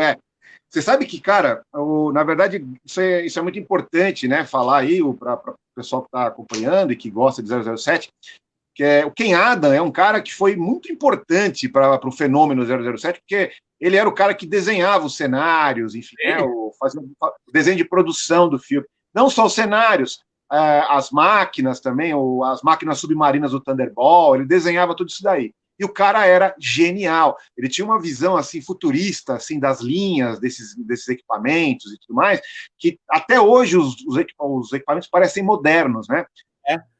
E ele era, assim, a brincadeira é que ele era o megalomaníaco mais criativo do cinema, né? Porque ele também fez o cenário da Sala de Guerra do Stanley Kubrick, lá do Dr. Fantástico, né? Quando ele fazia um cenário, não era brincadeira. O pessoal falava, se prepara. E o terror do pessoal da técnica era como iluminar essas merdas, porque o cenário era tão grande que não tinha como iluminar. Assim, ia ficar muita sombra, né? O vulcão é aquilo que você vê no filme mesmo, aquilo não é. Hoje eles usariam uma computação gráfica ali, enfim, né? Aquilo foi construído, você vê carro andando, a base de pouso. Na hora que o helicóptero. Não, o foguete pousa. É o foguete. O foguete. Exatamente. Então, quando ele fazia um cenário, ele botava para quebrar. Agora, eu acho que esse filme foi o ápice da megalomania cenográfica. Não. Teve um que, na verdade, não ultrapassou, mas chegou, assim, rivalizou, que foi O Espião que Me Amava, do Roger Moore, que é outro cenário do filme. Que é aquele... Mas aí que tá, eu acho que não tem tanta graça, porque é um navio-tanque, né? O que ele criou. Esse é um vulcão oco, né? Ou seja, a ideia já é ótima, né? A ideia já é maravilhosa. Mas era uma obra-prima. E tem uma complementação disso, que é o trabalho do Derek Maddings, né? Fazendo as miniaturas e tal, né? Isso, perfeitas, né? Se bem que... Só tem uma coisa que não deu certo, que tem a cena, logo quase no final do filme, quando o foguete está se encaminhando para a boca. Uma roda não mexe. Você reparou nisso também? Achei que só eu tinha reparado, cara. É porque eu vi tantas vezes que... Grande Paulo Gustavo, mandou bem, cara. Meu, eu juro, eu achei que só eu reparasse nessas... Mas eu vi muitas vezes, cara. Uma roda fica parada, é verdade, verdade. Um amigo meu sempre falou um negócio muito importante, que é o seguinte: erro de continuidade é aquele que você percebe. Porque se você não percebeu, só vai... Porque por isso que me enche muito saco aqueles negócios assim, 100 erros de Titanic, 100 erros do Senhor dos Anéis, 100 não sei o quê. Não é erro, porque como é que você vai perceber 100 erros num filme de 2 horas e meia que você está sentado no cinema, no escuro? Desculpa. Não, a pessoa está procurando erro, né? A pessoa está procurando. Por exemplo, um erro que eu acho que realmente é uma coisa estranha, tem um erro de continuidade que me chamou a atenção no Coração Valente, né? E o filme ganhou melhor montagem. Tem um erro de continuidade gritante no enterro de um cara. No Coração Valente? E aí, de repente... Bom, mas tudo bem. Mas qual é o erro? Eu assisti o filme só 2 vezes, né? Então, mas é quando eles estão no enterro de uma pessoa, a câmera vai passando por um lado, aí na hora que pega do outro lado, já o cara tá vestido de outro jeito. Né? Eu falei, porra, é diferente, por exemplo, eu assisti uma Linda Mulher e eu nunca reparei no lance de que tem uma hora que ele está com a gravata aberta, outra com a gravata fechada. Eu estou vendo a Julia Roberts seduzindo o milionário ali, e eu que se dane a roupa do cara. Eu acho que se você estiver envolvido com o filme, é muito difícil você se pegar nessas coisas, né? É que, assim, no caso, assim, a gente que gosta de rever muito, chega uma hora que você enxerga alguma coisa ali que... Sim. Né, mas, assim, cara, depois de ver o filme 20 vezes, né? Sim, então... E também não é demérito. Porque assim, quando você cinema é uma experiência única. Você entra, senta, se gostar do filme, você vai assistir outras vezes, etc. Mas aí você pode ter o cuidado de observar algumas coisas. Pô, faltou uma continuidade aqui. Mas isso é para, sabe, são poucas pessoas, somos nós, né? Nós somos pessoas que trabalham com cinema, que fazem crítica, fazem comentário. Então, a gente estuda o cinema. Agora, o povo comum, quer dizer, a pessoa que vai no cinema que gosta... aí. Tanto faz. O cara fala assim, o quê? Tem erro de continuidade aonde? Aonde que eu não vi? E deixa para lá. Então vamos a outra importante. Não, mas só uma pontuação, né? Já que você tocou nesse assunto e a gente falou, quer dizer, tem esse probleminha aí, mas é importante também registrar o quantos efeitos especiais desse filme são bons. As cenas do espaço são sensacionais. Verdade. Até um rapaz, na época que eu lancei o livro, o cara acho que tinha, sei lá, 20 anos, ele falou assim, a primeira vez que eu vi essa cena aí, eu não acreditava que isso foi feito em 1967, porque é muito bom, assim, é muito convincente. E de novo, a Pauline Kael, que eu adorava as críticas dela, cara, porque ela era chata pra caramba, ela pegava no pé, principalmente no pé do Jorge Lu, ela não dava paz pra esses caras, cara. Então, enfim, aí ela chegou a escrever o que eu acho que é até uma heresia, tá? Mas é engraçado. Ela falou assim, quando ela fez a crítica do com 007 Só Se Vive 2 Vezes, ela falou assim, o filme tem umas ceninhas no espaço, são poucas, mas só as ceninhas do espaço desse filme aí valem 30 vezes mais que todo 2001 Odisseia no Espaço. Ela falou, né? Imagina o Kubrick lendo isso, né? Bum, desmaiou, né? O cara, 5 anos pesquisando com a NASA e não sei o quê, chama técnico da NASA para ver se... Pô, mas a centrífuga para fazer a cena da gravidade zero. Aí a crítica mais foda da época, mais fodona da época, ela falou: tem uma ceninha no espaço aí que é 500 vezes melhor que 2001, viu? É gozado. Mas os efeitos são ótimos os efeitos, muito bons. Isso lembra sempre a piada, eu adoro essa piada, que o pouso na Lua foi falso. Sim. Foi tudo falso. Mas para poder mostrar que foi... pegar um puta cineasta. Aí o pessoal lá do governo americano pegou Stanley Kubrick, que tinha feito em 2001. Stanley Kubrick, E aí ele falou, não, eu faço uma boa, só que eu quero filmar em locação. Maravilhoso. É bom. Agora, olha, quanto tempo se passou entre Só Se Vive 2 Vezes para Diamantes Eternos? 3, 4 anos? O Só Se Vive 2 Vezes é de 67. Aí, em 69, teve a experiência mal sucedida com o nosso amigo George Lazenby, daí, em 71, veio o Diamantes São Eternos, né? Uhum. Que, quando ele já mais gordinho, como você pode ver, já estava mais cheinho, né? tempo também, E né? ele... Hã? Marcas o tempo. Você vê que ele está com. Não, eu acho que ele tava tão de saco cheio. Você sabe que, na verdade, é o seguinte, ele teve uma série de problemas ali, ele teve uma série de problemas com os produtores, com o Cubby Broccoli e o Harry Saltzman, né? Porque, assim, o primeiro que realmente, como a gente falou no começo, ele era um cara que não era muito preocupado com esse negócio de fama e então, assim, ele estava nem aí para a popularidade do 007, ele queria fazer outras coisas, né?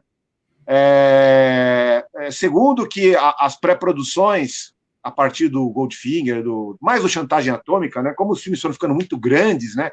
As pré-produções eram enormes, demoraram. Então ele não conseguia fazer mais nada. E na época do 007, ele fez filme com Hitchcock, com Sidney Lumet, né? Ele foi trabalhar com outros diretores, ele queria fazer coisas completamente diferentes de 007. E se saiu muito bem, inclusive, ele era um grande ator já naquela época.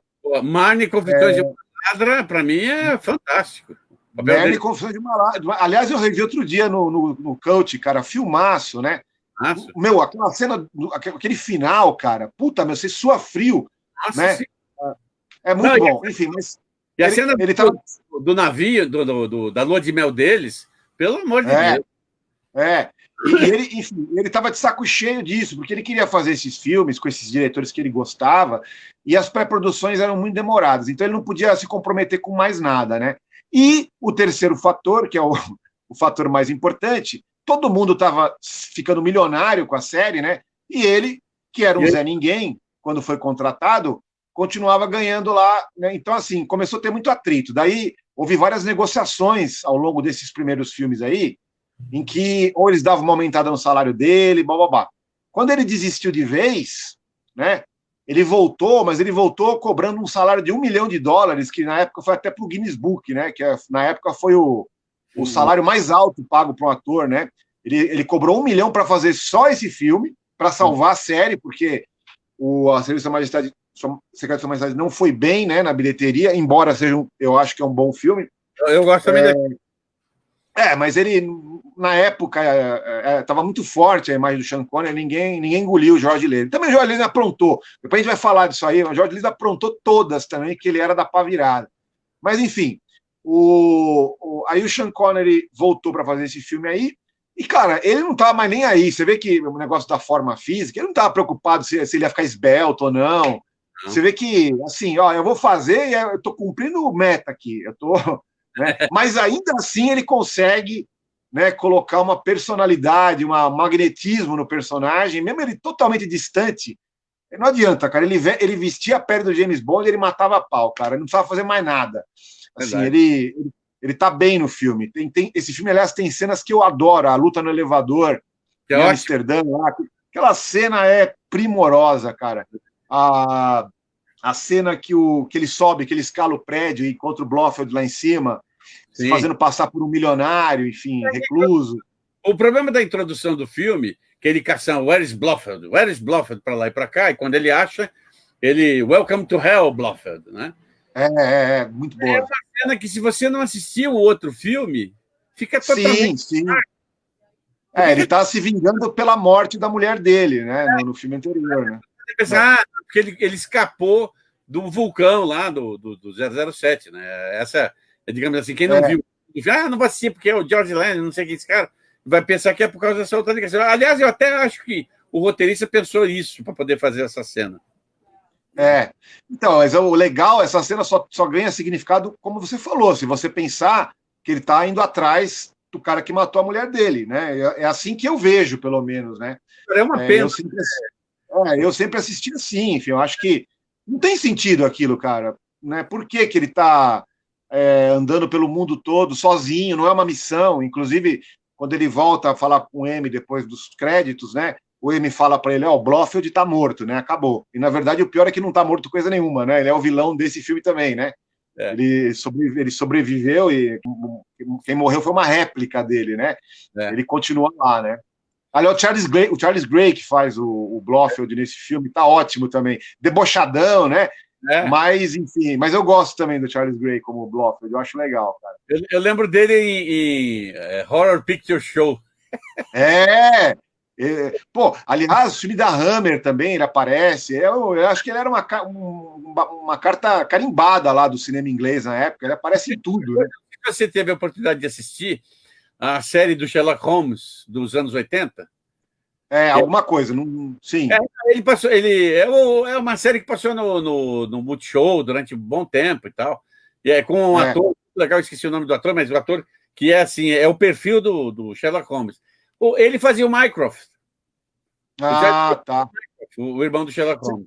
Fez em vários. Você sabe que mas foi uma escolha estranha, porque ele já tinha interpretado um personagem no Só Se Vive Duas Vezes, no filme do Japão. Exatamente. Ele faz o contato do 007 no Japão, né?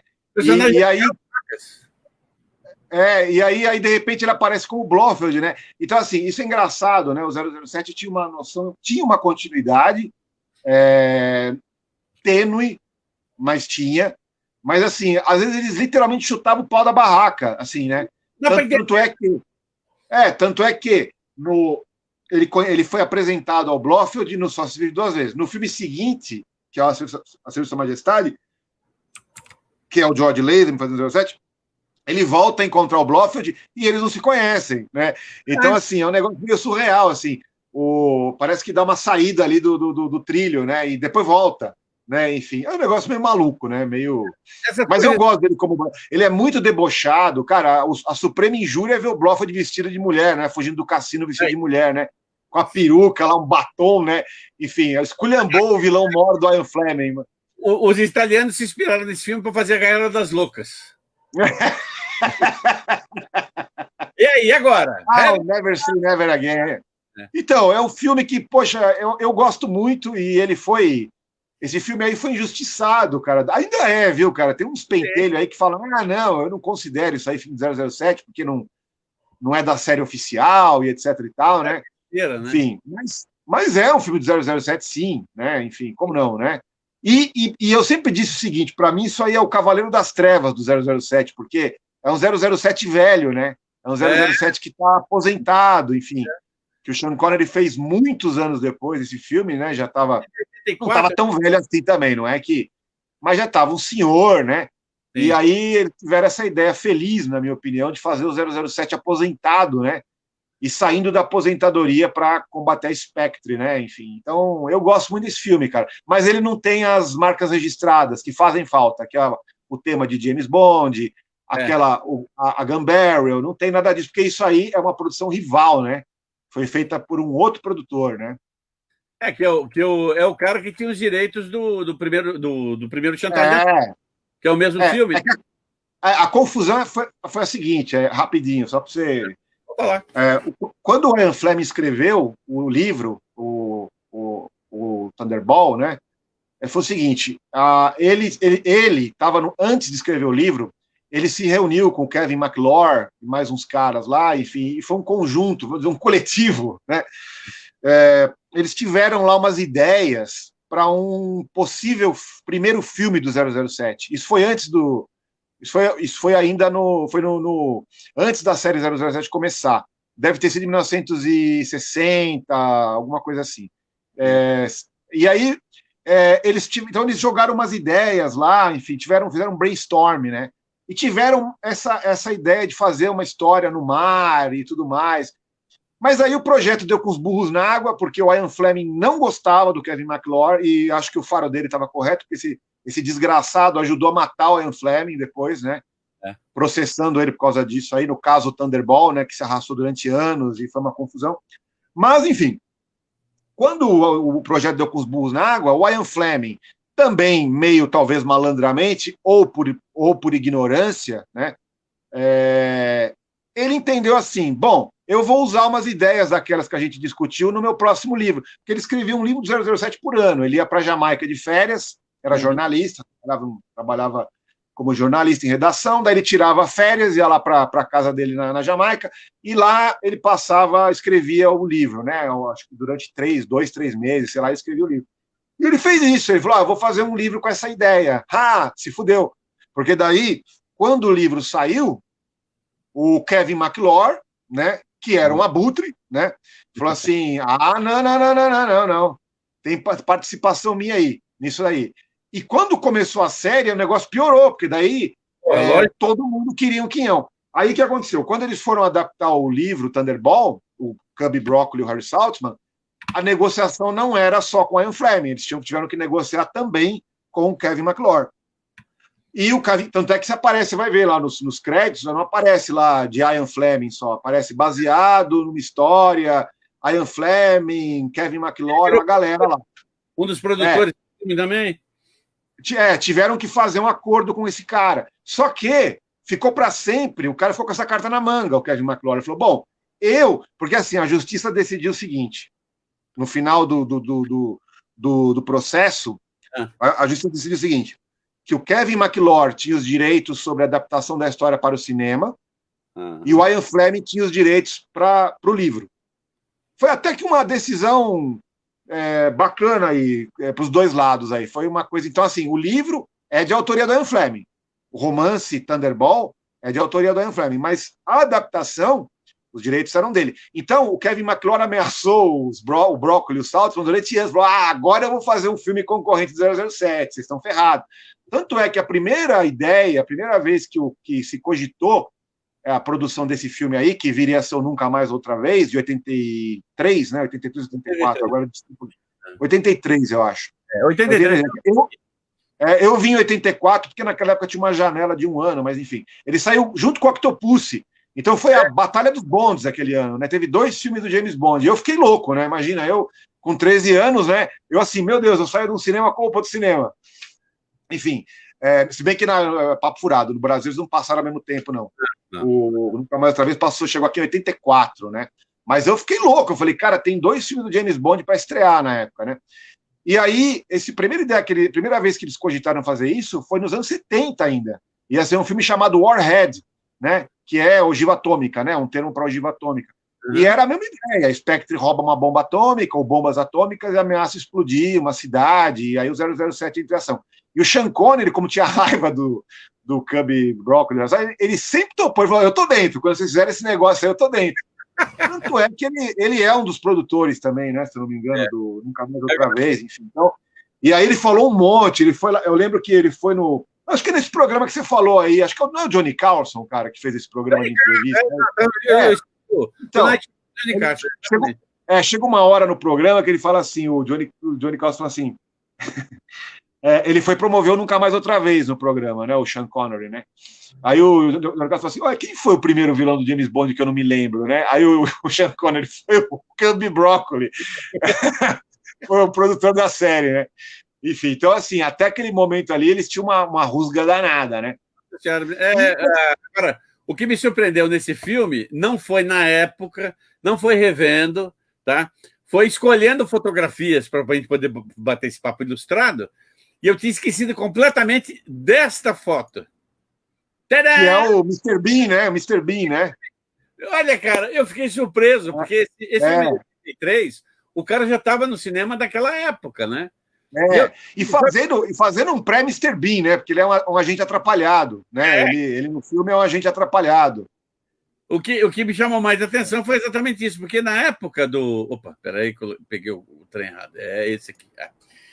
Na época eu assisti o filme, o que eu gostava, o que eu achei interessante é o seguinte, ele tem o mesmo sotaque do chefe do 007, o M, que é aquele ator que fez o Chacal. O Fox, né? O James Fox, não. James é o irmão dele. Putz, é foda ficar velho, né, cara? Começa a perder a... Não é tão fácil assim, não, mas peraí que eu já te falo. Porque eu tô com ele aberto aqui. Edward Fox. Edward Fox. Meu xará ainda.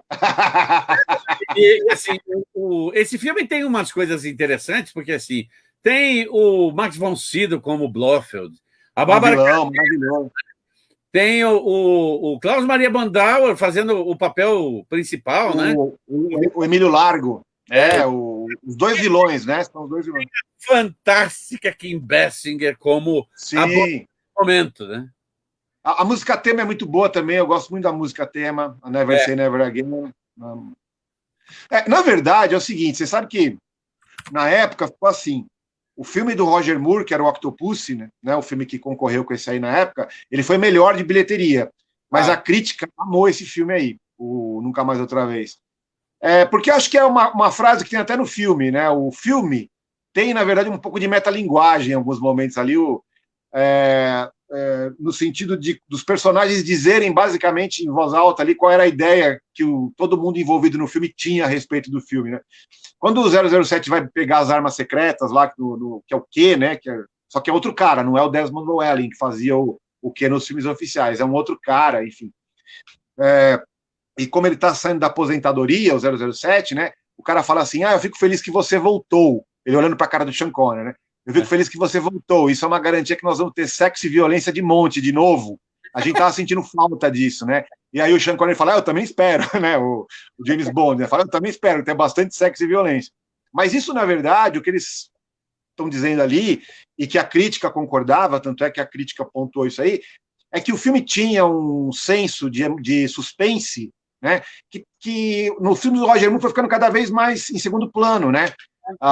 E que você tinha nos primeiros filmes com Sean Connery do James Bond, tinha muito suspense nos filmes. A cena do que você falou do trem, a cena do laser, todas aquelas cenas ali, você ficava, cara, se você nunca viu, você ficava na ponta da cadeira. Como é que ele vai sair dessa, né? A cena do laser era como é que ele vai sair dessa, porque o cara tá todo amarrado na mesa ali, o laser tá quase no saco dele ali. Fala, cara, não vai ter como ele fugir disso aí, né? Que não tem, na verdade, né? Ele usa um artifício ali, ele joga um argumento pro cara, né? Mas, enfim. Com o Roger Moore, a coisa foi muito para a fantasia, e aí você não tinha mais a impressão que o 007 podia morrer em algum momento. Claro que você sabe que ele não vai morrer, mas tinha essa coisa de suspense, era um pouco mais pé no chão, né? Do que o Roger Moore. Eu só quero te interromper, porque você está, infelizmente, dando spoiler do próximo programa, que nós vamos discutir só. Não! Tem muita coisa para falar, meu amigo. Mas, fechando em relação ao Never Say Never Again, quando você falou de frase, tem uma frase no Thunderball que eu sempre pensei que tinha alguma coisa ligada com isso. Aliás, eu vou até pegar para si no original, que é quando ele está saindo, está se despedindo da massagista lá, quando ele está saindo, ele entra no Aston Martin e vai embora, né? Ele fala alguma coisa para ele. Another Time, Another Place. Exatamente, né? Que é o nome de um filme que ele fez com a Lana Turner, se eu não me engano, não é? É mesmo? Ele fez o filme com a Lana Turner? Acho que é o filme que ele fez com a Lana Turner, que foi um fracasso, por sinal. Esse filme não foi bem de bilheteria, não. Então, foi uma coisa legal, Duda, é a seguinte: é que você vê a carreira desses caras que não fizeram nada assim de né? E de repente pegam um papel e deslancham e fazem o Diabo 4, né? Eu vou colocar assim um parâmetro bem pequeno, tipo dois caras do mesmo filme que tinham uma carreira e de repente chutaram o pau da barraca, que é o Mel Gibson e o Danny Glover. Quando eles fizeram Máquina Mortífera, a carreira deles subiu. O Danny Glover só fazia participação especial como bandido em seriado de TV. E o Coisa fez o Mad Max numa língua que ninguém entendia. Né? E ficou sendo Mad Max durante anos e anos e anos, né? Aliás, para mim, ele ainda é o Mad Max, né? Pois é. Ele ainda é o Mad Max, né? O Sean Connery me chamou a atenção desde Priscas Eras, porque assim, quando eu comprei o meu primeiro VHS, eu fui dando uma olhada. Eu falei já para você, né, que na primeira semana eu assisti 80 filmes, né? Tudo coisas que eu não tinha visto, coisas que eu queria rever. E entrou lá um filme específico, que eu preciso pegar o nome para não falar besteira, e isso está na carreira do Sean Connery, que quando eu assisti o Dr. No no cinema, esse foi um dos filmes daquele festival que eu acabei assistindo, né? Me chamou a atenção ele cantando, né? Né? O Under the Mango Tree, do Dr. No, né? E eu falei, nossa, mas e aí eu descobri nessa minha como é que é, volúpia e entrar e assistir coisas antigas, eu acabei achando um filme do Sean Connery que tinha rendido um programa Disneylândia nos anos 60, que eu lembrava disso, mas não lembrava que era ele, que é a Lenda dos Anões Mágicos. A Lenda dos Anões Mágicos, Darby O'Gill, né? Darby O'Gill. O Darby O'Gill e The Little People. Que ele canta, e ele está com o cabelo enorme, ele ainda tinha cabelo naquela época, né? O filme é de 59, né? Ele só foi fazer o 007 em 62, não é isso? O 62, primeiro. Então. E assim, nossa, a evolução De repente você tem... E óbvio que o Sean Connery, a carreira dele tem coisas maravilhosas e tem coisas bem fracas. A gente sabe que nem tudo dá para acertar. Eu lembro de ter visto um filme dele com o Michael Oakfield, em que era uma coisa relacionada com gnomos, duendes e o Rei Arthur, um negócio assim, em que ele, é o... Não é ele o pega... coisa lá, Bandidos do Tempo, não é o Bandidos do Tempo? O Tempo é um filmão. Não, é um filme médio, é um filme ruinzinho mesmo. Não, a gente lembra isso depois. Mas eu acho legal que quando a gente pega um ator com esse porte, que fez uma história de vida em cima de um filme e conseguiu sair dela, porque a gente sabe que existe uma marca timbrada em cima de alguns atores que fazem determinados tipos de papéis. Por exemplo, eu sempre acho que o Charlton Heston, o papel dele eterno é de Marte. Ele só não fez Jesus Cristo. Pelo menos. Mas quase todos os principais. Mas fez João Batista, né? Não fez Jesus Cristo, mas fez João Batista, né?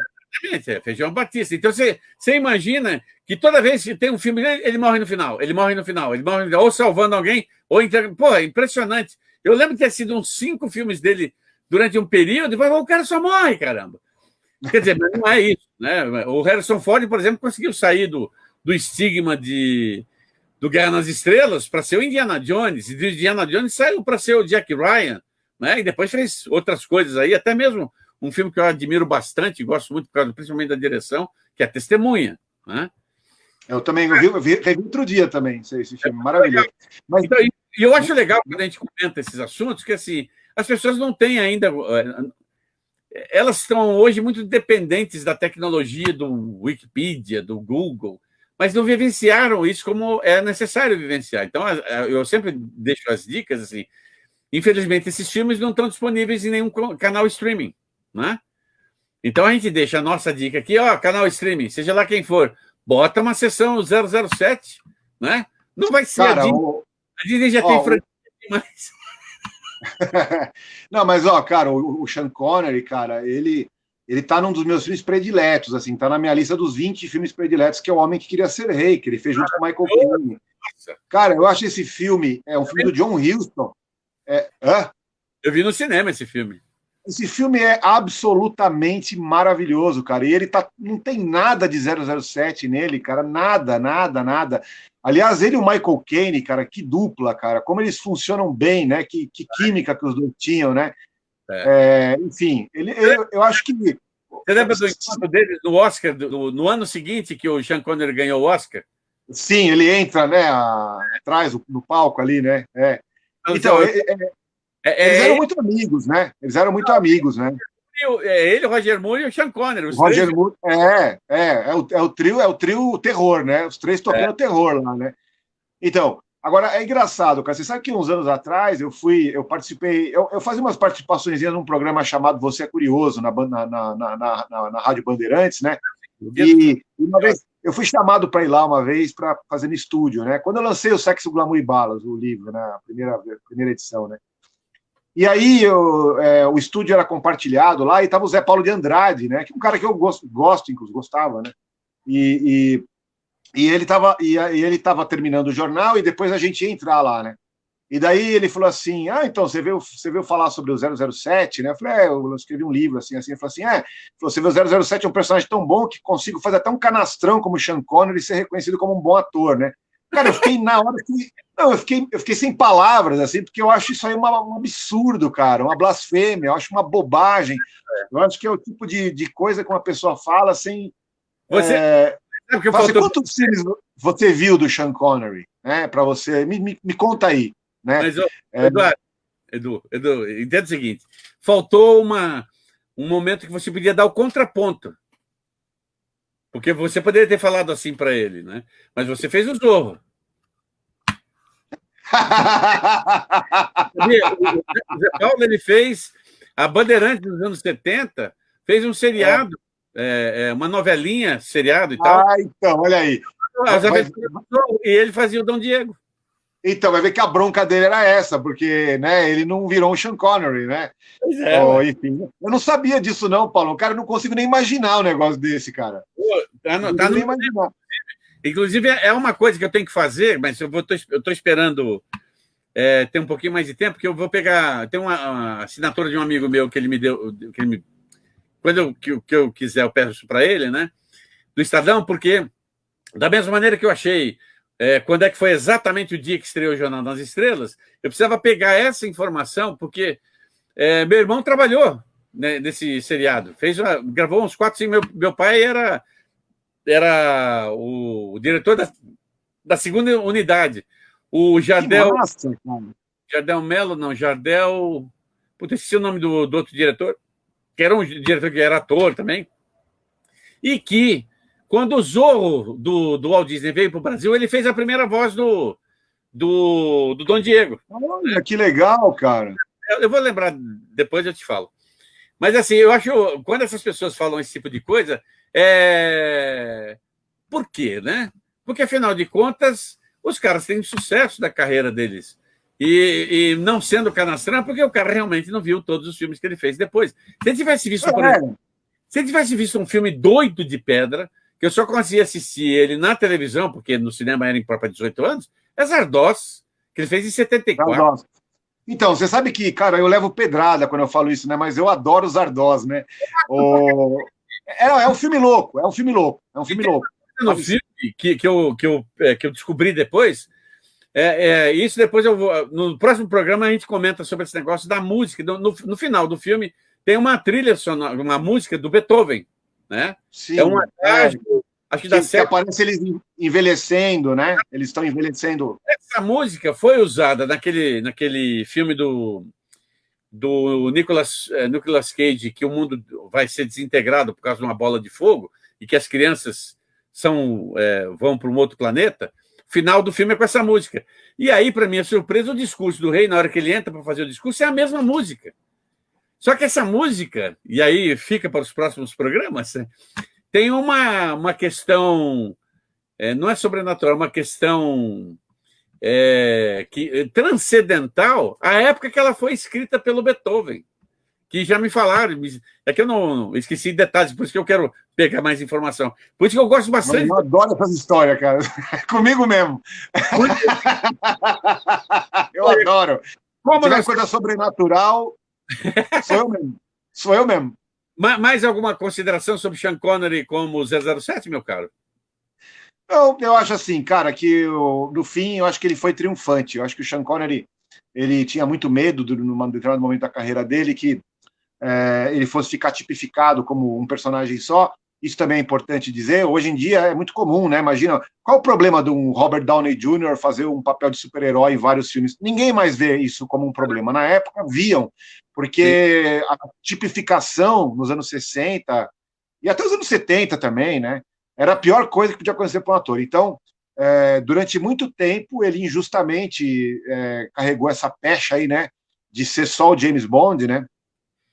E cara, ele venceu, né? Porque, cara, eu vou te falar, você falou as últimas considerações, vou te falar, eu fiquei surpreso no dia que ele morreu.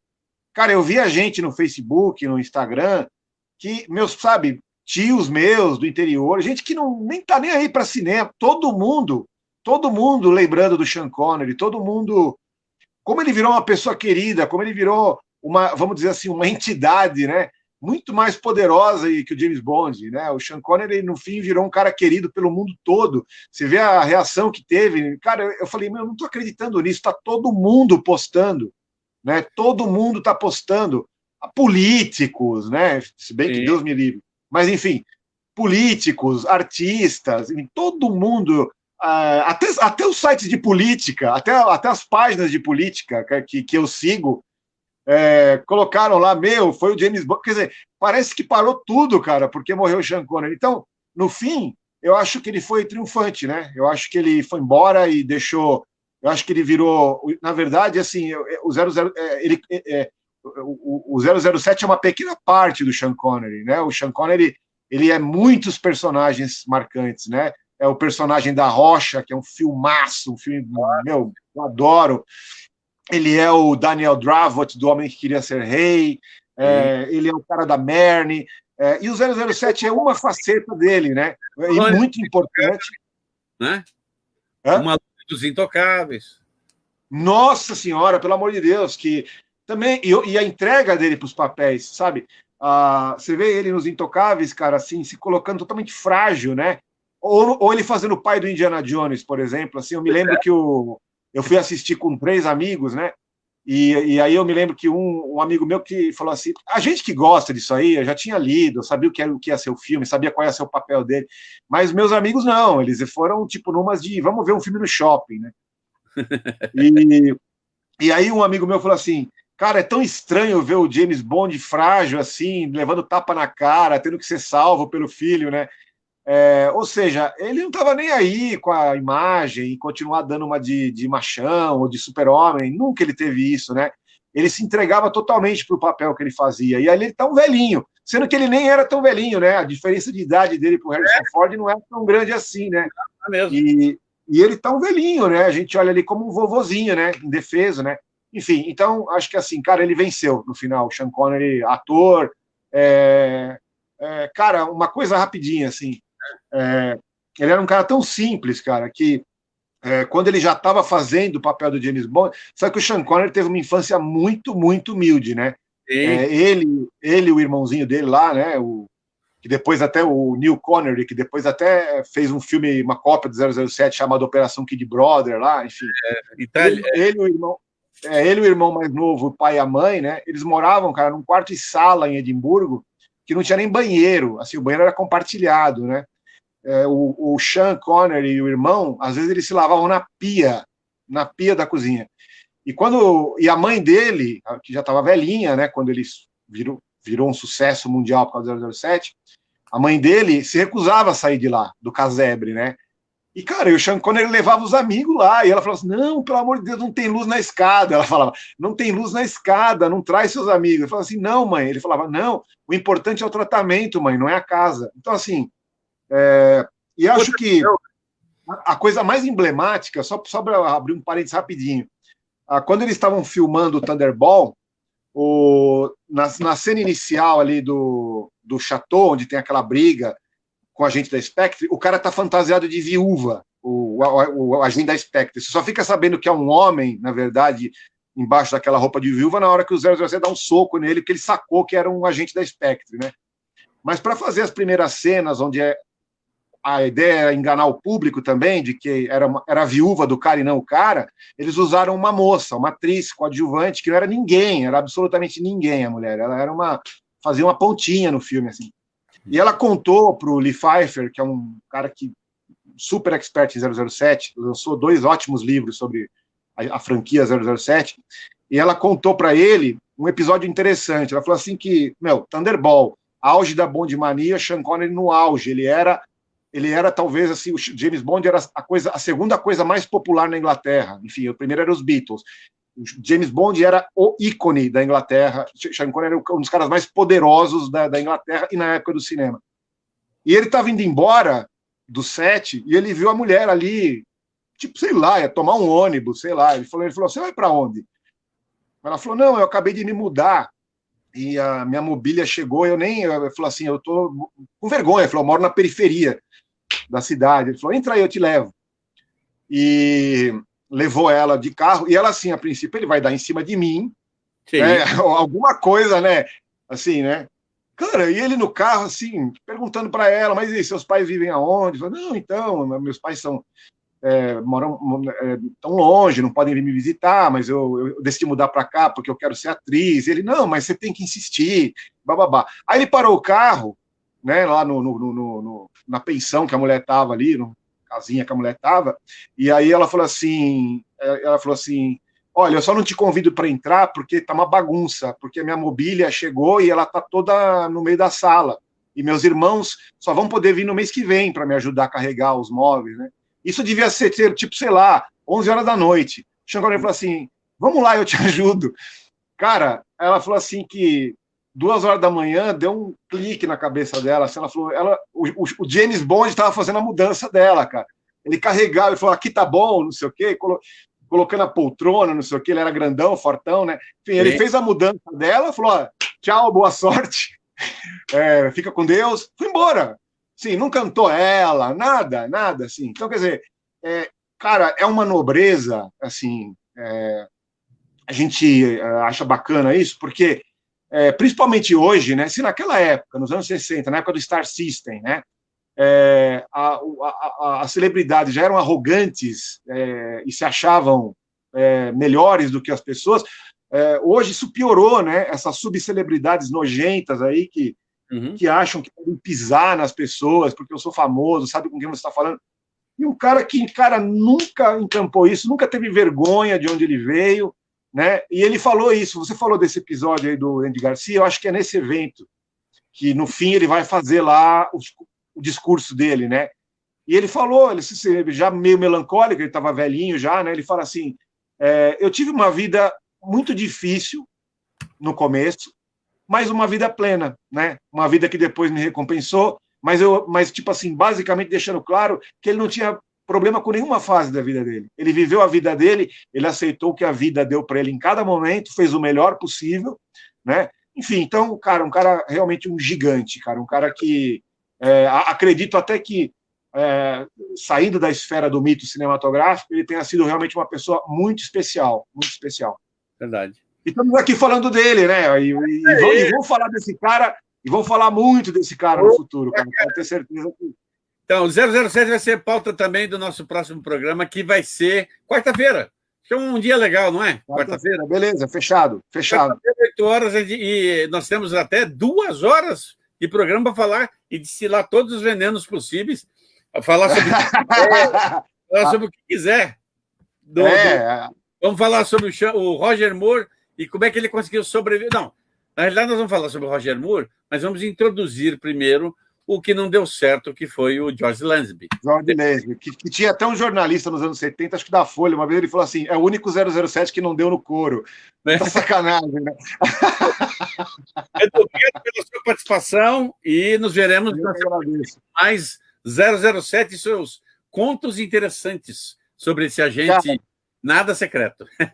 Eu, como sempre, cara, adoro bater papo contigo aí, enfim, cara, agradeço aí a quem assistiu, mas, cara, de qualquer forma, só de bater, quando a gente bate papo, eu me deleito aqui, cara, porque eu aprendo um monte, dou muita risada, principalmente, né, que a gente se diverte, enfim. Claro. Né? Então, estamos aí, querido. Então, quarta-feira, continuamos esse papo aí sobre o James Bond. Abraços. Abraço.